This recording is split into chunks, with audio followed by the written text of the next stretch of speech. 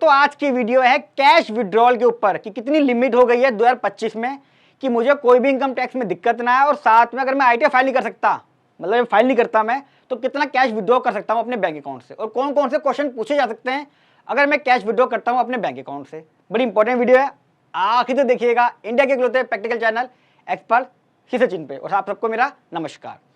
Part 1 पहले डाल चुका हूं डिपॉजिट को लेके 2025 की, उसे जरूर देख लीजिएगा, बहुत अच्छी है। उसी का आज पार्ट 2 है। चलिए स्टार्ट करता हूं cash withdrawal limit saving account और करंट अकाउंट 2025 में। दोस्तों वीडियो इंपॉर्टेंट इसलिए है क्योंकि ये भी टीआईएस में रिपोर्ट होता है और उसके ऊपर बड़े केस लग रहे हैं। पहले कभी लगते थे केस कैश विड्रॉल पे, अब लगते हैं, तो बड़ा इंपॉर्टेंट हो जाता है समझना कि किस तरीके से इनकम टैक्स वाला क्वेश्चन पूछता है।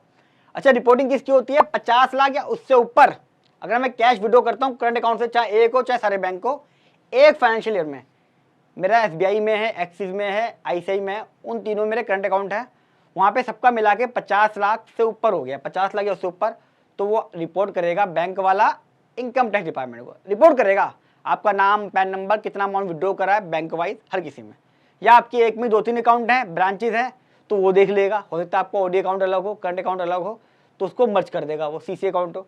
तो 50 लाख या उससे ऊपर हो गया तो रिपोर्ट हो जाएगा। सिर्फ रिपोर्ट हो रहा है, इनकम टैक्स के बाद इन्फॉर्मेशन जा रही है। अब सेविंग अकाउंट की बात कर रहा हूँ, सेविंग अकाउंट की कोई रिपोर्टिंग नहीं होती दोस्तों कैश विड्रॉल की।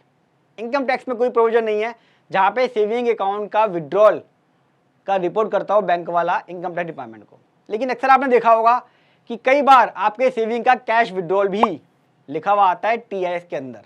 क्यों, मैं बताता हूँ। अगर आपका 50 या उससे ऊपर का है तो टीआईएस के अंदर रिपोर्ट जरूर होगा। वो लीगली नहीं है, वॉलेंट्री है। वॉलेंट्री क्यों है ये समझा देता हूँ। उसका रीजन है आरबीआई और जो सीबीडीटी है, ये बैंकों को इंस्ट्रक्शन देते पर्सनली कि भैया हाई वैल्यू जो ट्रांजैक्शंस है ना, और जो स्पेशली कैश ट्रांजैक्शंस हैं, वो मॉनिटर कर सकें पीएमएलए एक्ट के तहत, साथ में मैचिंग कर सकें कैश डिपॉजिट और विड्रॉल की, किससे? टीआईएस से, ताकि इनकम टैक्स डिपार्टमेंट को पता चल जाए। एग्जाम्पल आपको मैं दे देता हूँ। किसी बंदे ने सेविंग अकाउंट के अंदर 15 लाख रुपए कैश डिपॉजिट कराया, 15 लाख का सेविंग अकाउंट के अंदर रिपोर्ट होता है, क्योंकि लॉ के अंदर कंडीशन है, एसएफटी जाती आती है, 10 लाख उससे ऊपर का कैश जमा करा रहे हो आप सेविंग अकाउंट में तो रिपोर्टिंग होती है। अच्छा, उसने क्या करा, अगले दिन विड्रॉ कर लिया 15 लाख का, या पहले विड्रॉ करा और फिर डिपॉजिट कराया, ऐसा हो सकता है ना। उसने 15 लाख रुपए किसी चीज़ के लिए विड्रॉ करा, उसे यूज़ हुआ नहीं, तो 15 लाख उसने फिर जमा कर दिए। अब डिपार्टमेंट के पास ये इन्फॉर्मेशन जाती है अगर सिर्फ 15 लाख जमा करने की, तो डिपार्टमेंट तो उसे परेशान करेगा, केस खोल देगा। विड्रॉ की इन्फॉर्मेशन तो मैंडेटरी है ही नहीं, लेकिन यहाँ पे जाएगी तो क्या होगा, टीआईएस के दिख जाएगा कि 15 लाख रुपए जमा भी हुआ, 15 लाख निकला भी है। अब इनकम टैक्स डिपार्टमेंट वेरीफाई कर लेगा कि पहले जमा हुआ है कि पहले निकला है। अगर पहले निकल के जमा हुआ है तो उसको परेशान नहीं करेगा। तो ये फायदा है, मैंडेटरी नहीं है लेकिन वॉलेंट्री है, इसलिए हमें दिखाई देता है। चलिए बेसिक चीज, एक सेक्शन है 194N, इसकी मैंने सेपरेट वीडियो बनाई है, जो टैक्स करता है कैश विड्रॉ करने पे। तो ये रीजन है क्योंकि कैश विड्रॉ पे टैक्स भी है, इसलिए भी सेविंग अकाउंट का रिपोर्टिंग होती है।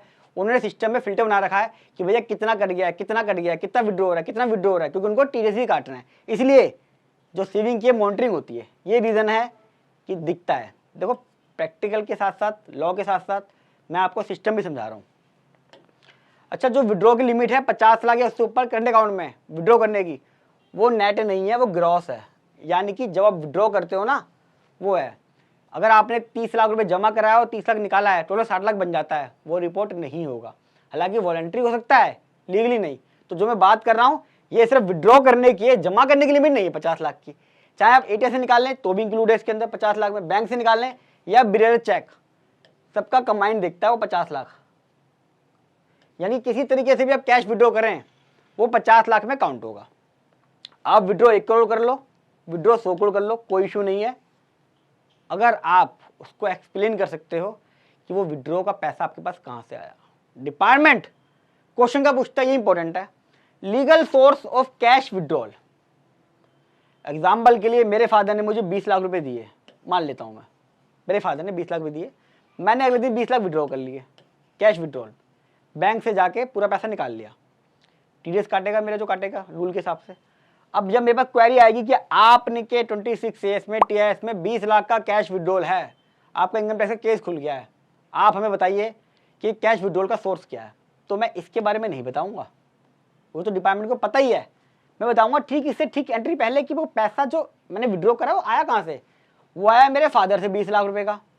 तो मैं अपने फादर की बैंक स्टेटमेंट लगाऊंगा, अपने फादर की गिफ्ट डीड लगवाऊंगा, अपने फादर की बताऊंगा कि 20 लाख रुपए उनके पास कहाँ से आया, रिटायरमेंट का पैसा आया, पड़ा था, एफडी थी, या उन्होंने कोई लोन लिया, वो पैसा मुझे दिया, फिर 20 लाख मैंने लिया, मैंने 20 लाख का यूज क्या करा मैं ये भी बताऊंगा।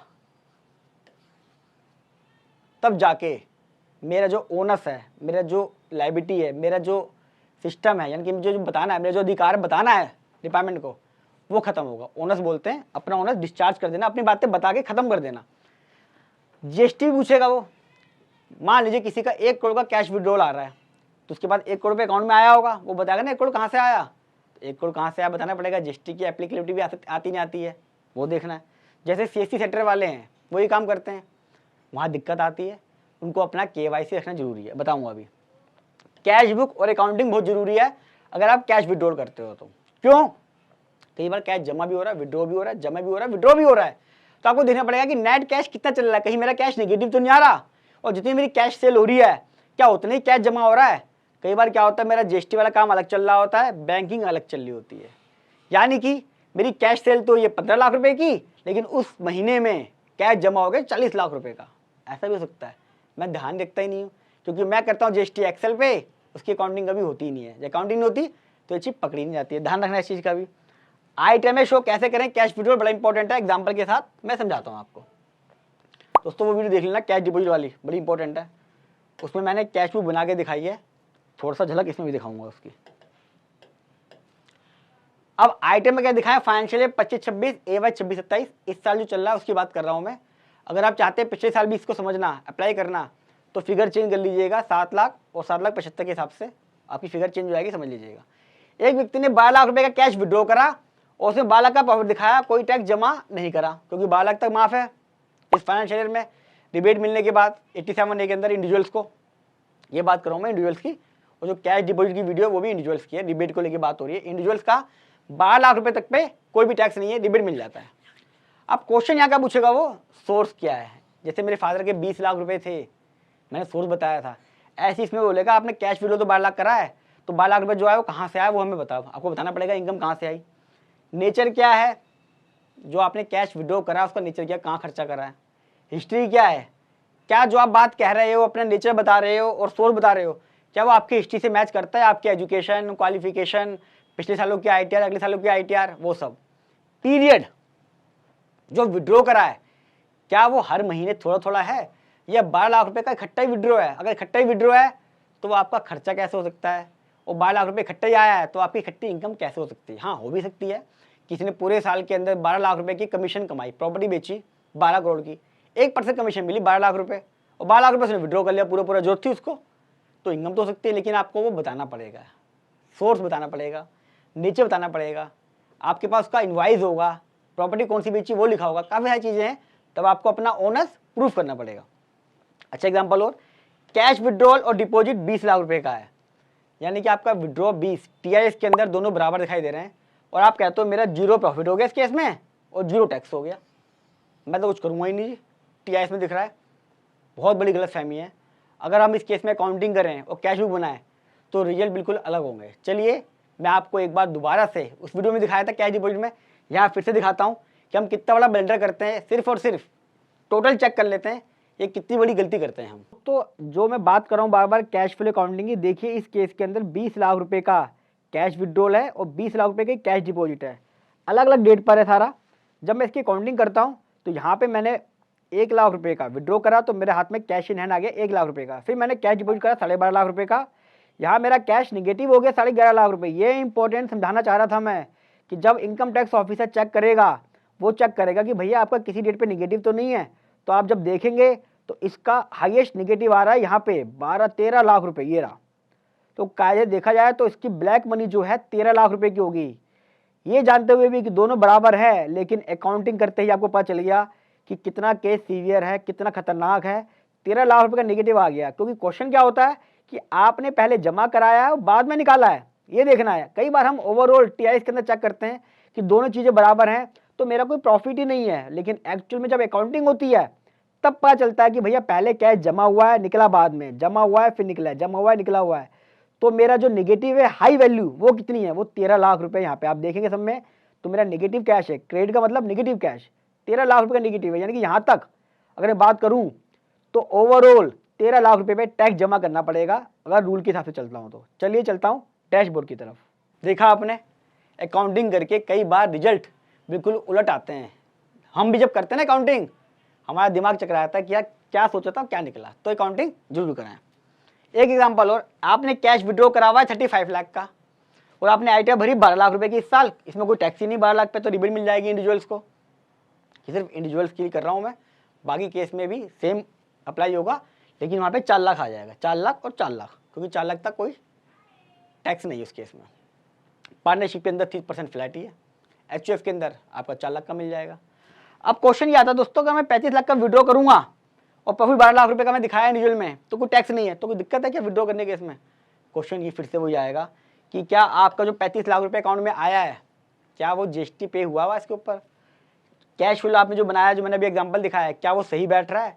35 लाख रुपए थोड़ा थोड़ा जमा हुआ हर महीने, कभी 10,000, कभी 15,000, कभी 12,000, कभी 20,000, या इकट्ठा 5 लाख, 6 लाख, 8 लाख, 12 लाख ऐसे जमा हो गए 3-4 महीने में, और अकाउंटिंग करी नहीं करी है, बड़ा इंपॉर्टेंट है। अच्छा केस अगला, कैश विड्रॉल 35 लाख रुपए का, प्रॉफिट दिखा दिया मैंने 20 लाख रुपए का, अच्छा खासा प्रॉफिट दिखाया मैंने, तभी मुझे कोई दिक्कत है क्या? दोस्तों बात प्रॉफिट की नहीं है। किसी के अकाउंट में मान लीजिए 35 लाख रुपए जमा हुआ है वन टाइम, वो 20 लाख का प्रॉफिट दिखा के टैक्स जमा कर दे उसके ऊपर, तो क्या बच जाएगा वो? 35 लाख पे इंक्वायरी आएगी फिर भी कि भैया आपने विड्रॉ करा है 35 लाख का, सॉरी मैंने अभी डिपॉजिट बोल दिया, विड्रॉ की बात कर रहा हूँ। 35 लाख रुपए इकट्ठा विड्रॉ हुआ है और जमा भी इकट्ठा हुआ, कहीं से पैसा इकट्ठा है 35 लाख रुपए, और विड्रॉ कर लिया आपने 35 लाख रुपए का, या 20 लाख विड्रॉ कर लिया आपने, तो प्रॉफिट दिखाया किस बेस पे? कहाँ आपने वो खर्चा करा है इकट्ठा पैसा निकाल के? आप उसे कभी भी जस्टिफाई नहीं कर पाओगे। अगर आपने पूरे साल थोड़ा थोड़ा निकाला है तो आप जस्टिफाई कर सकते हो अपने बिजनेस नेचर को, लेकिन आपने इकट्ठा जमा हुआ और इकट्ठा निकाल लिया, 20 लाख का प्रॉफिट दिखा के टैक्स भी जमा कर दिया, फिर भी आप थोड़े बहुत संकट में हो, केस लग सकता है। आपको proper source, nature, history, period, GST, cash book और अकाउंटिंग, इन सब चीज़ों को ध्यान रखना है। ये बात मैं क्यों कह रहा हूँ पता है? एक केस आया मेरे पास 35 लाख रुपए का ही, कैश डिपॉजिट था उसका। मैंने कहा मैं अकाउंटिंग करूंगा, प्रॉपर चेक करूंगा, आपके कुछ जमा भी है कुछ निकले भी है, नेट कैश कितना आ रहा है, कितनी इनकम दिखानी है मुझे वो करना है, मैं लूंगा आपसे 20,000 रुपये, मैंने से 20,000 मांगे थे। ITU का केस था, 5,000 रुपये का चलान भी था उसका इसी में ही, तो 15 मैंने अपने मांगे, अकाउंटिंग करूंगा, ITU भरूंगा, 5,000 रुपये चलान के। उसने एक ऑनलाइन वेबसाइट जो चलती है ना, बहुत सारी मशहूर हैं ऑनलाइन, वहाँ बात करी और वहाँ पे बात करके इस 35 लाख का 8% दिखा के 35 लाख का ITU भर दिया अपनी, और टैक्स 0। मैंने उसे टैक्स के लिए भी कहा था कि भैया टैक्स जो बनेगा वो जमा करना पड़ेगा, उसका टैक्स 1-1.5 लाख रुपये बन रहा था, कोई टैक्स जमा नहीं कराया उसने। मैं हैरान था, वो कह रहा भाई मेरा दोस्त है पक्का, वो बहुत बड़ी फर्म है ऑनलाइन वेबसाइट पे, स्टार्टअप है बहुत बड़ा, 35 लाख का 8% दिखा दिया। ब्लेंडर है ब्लेंडर, पर क्या करूं, लोग कर देते हैं खुश करने के लिए, लेकिन दोस्तों हमें खुश नहीं होना है, और ना ही जो कंसल्टेंट है सी हैं वो किसी को खुश करें, एक्चुअल फैक्ट बताएं। उसको मैंने बहुत समझाया कि अब तू मारा गया है, 35 लाख रुपये तेरे सिस्टम में आ रहा है और तू उसका 8% जमा कर दिया, उसका 8% प्रॉफिट नहीं है, ये गलती है बहुत बड़ी। वो 35 लाख रुपये समझना पड़ेगा कैश फ्लो क्या बनता है। चलिए छोड़िए, कैश विड्रॉल, दोस्तों विड्रॉल है ये, पीछे वाला कॉपी हो गया वीडियो का। अच्छा सेफ कैश विड्रॉल की लिमिट कितनी बता दूं? अगर आप 5 से 7 लाख विड्रॉ करते हो एक साल के अंदर कोई इशू नहीं है, लेकिन वो लमसम विड्रॉ नहीं होना चाहिए, एक बार में विड्रॉ नहीं होना चाहिए, वो किसी हाउसवाइफ या चिल्ड्रन में जमा नहीं होना चाहिए।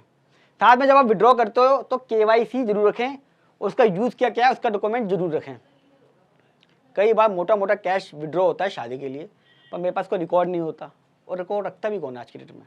टेंट वाले को, सब जगह। हॉस्पिटल है, क्या हॉस्पिटल कैश में इलाज करेगा ना, कैश में तो करेगा, मैं ऑनलाइन दूंगा, दे नहीं पाऊंगा उसे, मैं मर जाएगा मेरा पेशेंट। तो बहुत सारी दिक्कतें भी आती हैं, मैं समझता हूँ, लेकिन कानून है, थोड़ा सा चीज़ों का हम ध्यान रखें तो हम लिटिगेशन से बच सकते हैं। तो दोस्तों जैसा मैंने प्रॉमिस किया था पार्ट 2 का कैश विड्रॉ का आपके लिए बनाइए। वीडियो कैसी लगी कमेंट बॉक्स में जरूर बताइएगा, अच्छी लगी तो लाइक कीजिएगा, फर्स्ट टाइम आ रहे हैं चैनल को सब्सक्राइब कर लें, क्योंकि यहाँ पे मैं सिर्फ प्रैक्टिकल बातें बताता हूँ, और जितना हो सके फेसबुक, व्हाट्सअप सब जगह इसको शेयर करें। मैं बड़ी मेहनत से वीडियो बनाता हूँ, आप मेरी थोड़ी हेल्प कर सकते हो इस वीडियो को शेयर करके, ताकि इंडिया में ज़्यादा से ज़्यादा फाइनेंशियल एजुकेशन लोग जान सकें, कैश डिपॉजिट और विड्रॉ के नियम भी जान सकें, क्योंकि हर साल कुछ ना कुछ सरकार चेंज करती रहती है सिस्टम में, तो हमारे लिए भी ज़रूरी है कि हम अपने आप को अपडेट रखें। मिलूंगा अगली वीडियो में, तब तक नमस्कार।